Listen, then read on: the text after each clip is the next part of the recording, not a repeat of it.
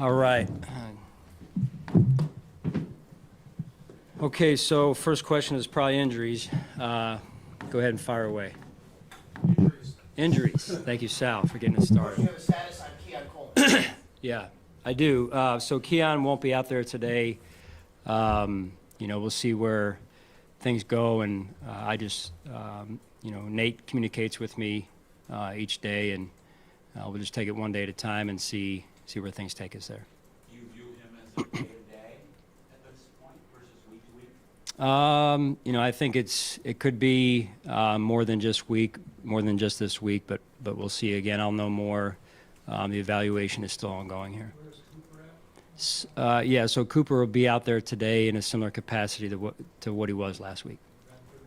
Benford will be back, and then Reggie Gilliam is another one. I'm not sure if you guys had that on your radar or not, but he'll be limited today. So everybody, including those I already mentioned, will practice today other than Keon.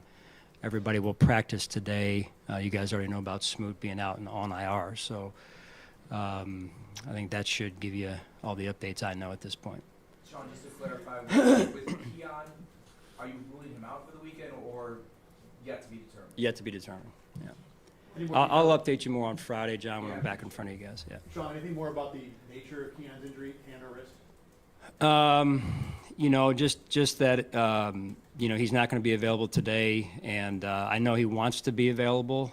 He's a heck of a competitor, but he's not available today, and we'll see where that takes us, as I said, on Friday. When Did he have his surgery, and did that indicate anything about whether or not he'll be likely to return this season? I know you said Yeah, I feel at this point that he'd be likely to return this season. Again, he just got out of surgery, I believe it was yesterday afternoon, so that's really my update from Nate at this point. And so you signed, Yep. I guess my question, Sean, would be on the Jordan Phillips move. Eli Yonker has played seemingly pretty well for 2 weeks. Why not maybe elevate him to the 53 as opposed to bringing in Jordan Phillips? Can you discuss maybe that aspect of it? Right. Well, each situation is different, number one, Sal. Two is, I think Ely has done some good things, to your point, valid point. Jordan Phillips, was released from his other team, as was Q. So who knows where that'll go, right?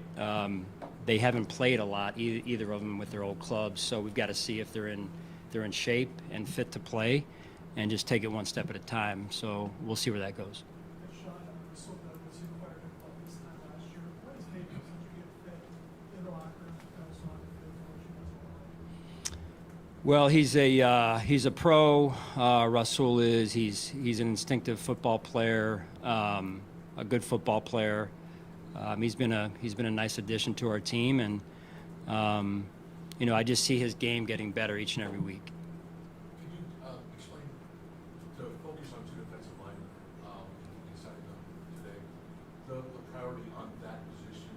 Is it, are you looking, how much are you looking down the road for the playoffs, and how much are you looking back and going to 2 people behind 49 yards last week?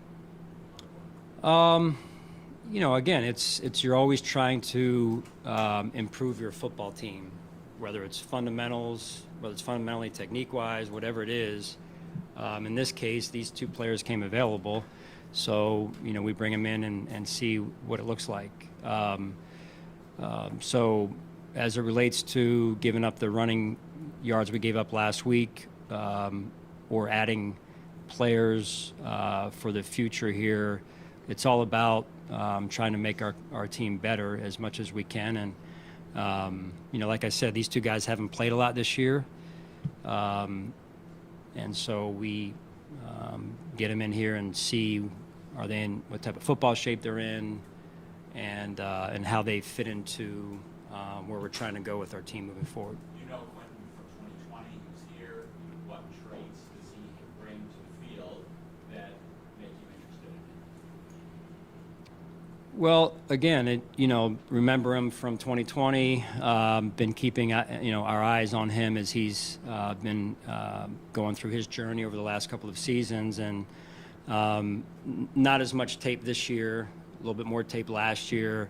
had some production last year, and I think it was with the Jets last season. So saw him up close last year, and again, just taking it one day at a time, and just trying to put our best players on the field and put the players in position to succeed, whoever's out there. Sorry. Yeah. How much do you value having previous relationships with guys? We've seen you bring in guys for second or third stints in the past. How much Yeah. did that factor into this with both of them? Well, I give them credit. I think that, players that have left here wanting to come back, I think is a great sign of our team, of our culture. Beyond that, it's a question for Brandon at that point in terms of I wasn't involved in the communication there. So. To go back to Marty, he's still only been here a few weeks. Just where do you see him at and acclimating to the team since he's had some limited practice times? On Amari, how do I see him?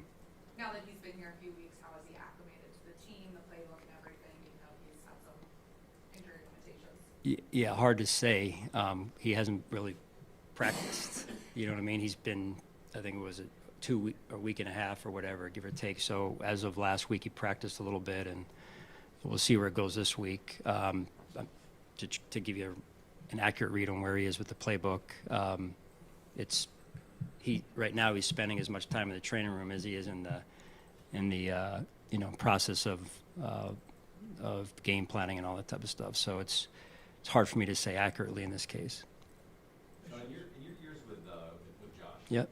what have you sort of observed or gleaned about the way he approaches year-over-year improvement? Yeah. And how he evolves, each year, despite starting at a pretty high level?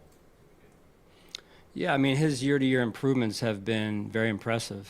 On the field, off the field, his command of our offense this year in particular, not that it hasn't been good in the past, but this year, stands out to me.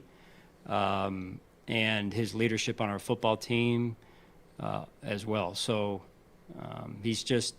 that's what you want in a player, is for each and every player to get better and better each and every year. Is that always the case? Not necessarily. It's just kind of the way the journey goes once in a while. But with Josh, I think he's gotten better each and every year. And when you say command of the offense, how do you define that, and what are the signs that you're seeing in that regard? Well, I would say overall, if you just watch, the game, even from a fan standpoint, you watch his comfort level in the pocket, you watch his progressing through his progressions and his progression reads, and just his comfort level and decisiveness with what he wants to get done with the ball when the ball is in his hands, and even some things at the line of scrimmage that he's doing game in and game out for us. So I just think when you play that quarterback position, there's just so much when you come into the league on one's shoulders, whether it's on the field or off the field, and he's done a great job of chipping away at that growth and into that kind of workload, and where he is now is I really believe he's at the top of his game. Sean, As well as the team has done in overcoming injuries and having each week and what have you, how much do you hope to get some level of stability on that front at some point, and how much of a challenge is that to develop an identity, towards the end of the season? Yeah, I think we've got a very resilient football team, very tough football team and tough-minded team. It's this part of the season, it's middle of the year or just beyond the middle of the season, and we've had to, work ourselves through some of that and continuing going forward as well. So I think you find out about your football team, you find out about how the character of your football team, the toughness of your football team, and last week we didn't have our best game, and we found a way to win. And I think that's also speaks volumes about our football team. Like I said after the game, with a lot to work on, and today will be a walkthrough because of where we're at in the season and just trying to get the guys fresh again here. Sean, Joe Flacco Yeah, I was gonna ask. Joe Flacco at 39 years old. You haven't faced him, I look, since your second year here. But what you see from him and what he does for that offense. Yeah, one of the best to play the position. He's been playing it for quite some time, as we're all aware, and there's not a defense he hasn't seen already. from a disguise standpoint and everything. So, you know, he's on top of his game, and we have a lot of respect for his game. The Vikings blitzed the hell out of him last week, that's what they do. Do you think you need to get, I mean, I know you're probably not gonna do that a lot, but do you need to get pressure on him because he is an older guy who can't really escape? Well, I believe pressure always starts with the front four, and you know, that's where, you know, to just blitz irresponsibly is in some ways irresponsible at times, right? So don't forget, I came from a very blitz-oriented background, right? So all in all, though, in order to do that, you have to have the complement of a four-man rush, and I think that's where, you know, we want to continue to put all of our eggs in that basket to start off and say, hey, how good is our four-man rush? And I think at times it's been really good, and I think at other times it can be better. As you know, winning the line of scrimmage is vastly important to winning in the NFL, run game or pass game in this case. So that's our base is that four-man rush, and everything stems from that. When you say that, what do you, on the days where you don't have a good pass rush, what do you think is holding you back? What's been the issue? I mean, you tell me what game, and I'll try and give you the better explanation as to why it wasn't as good as we needed it to be. Do you think it needs to be better overall, Sean, than what you've gotten through 9 games? You know, I think if you look at last week's game, we didn't have enough third and long, one-dimensional type situations. So that doesn't speak of the pass rush. That speaks of first and second down defense, in particular first down defense. So, and then the complementary piece of putting a team into a one-dimensional type situation as a team. So, you know, those go hand in hand, and it's not just the front four. The coverage piece has to work together with it as well. So these are all areas here where we are trying to improve and become a better football team. So that process continues, and that's why we're going out to practice, albeit it's a walkthrough. But, you know, for any team to say they're satisfied at the midway point with everything they're doing, that's just not who we are. So. Sean, I know that Tyler Bass being named AFC Special Teams Player of the Week, I know it's just an award. They don't really mean all that much. But in that position, that kid, that award for a position that's so mentally tough, what can that do for his confidence moving forward? Yeah, that was a big-time kick in a big-time moment of the game, and I think it just shows you what he's capable of. And, you know, you've got to be tough-minded in order to do that, and he executed. So I don't think we need to think twice about where he's at or anything like that. He just showed us where he's at, and that was a big-time play for us, and certainly the outcome was the outcome. So the journey continues, and we're moving forward, and so is he. So extremely proud of him, and looking forward to more of him just being the player that he is and he's capable of being. Moving on from Jordan and Micah, those big shoes to fill for your defense. Yeah.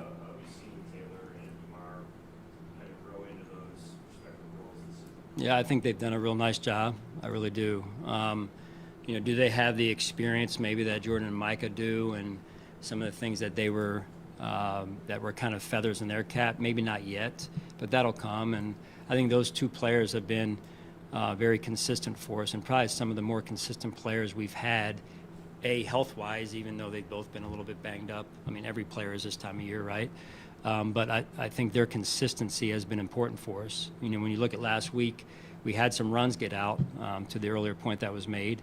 And I think when you can put a net on the run like those two did in the secondary, that was big for us, because those can go to the house, and those guys did a great job in the tackling aspect for us last week. All right, thanks guys.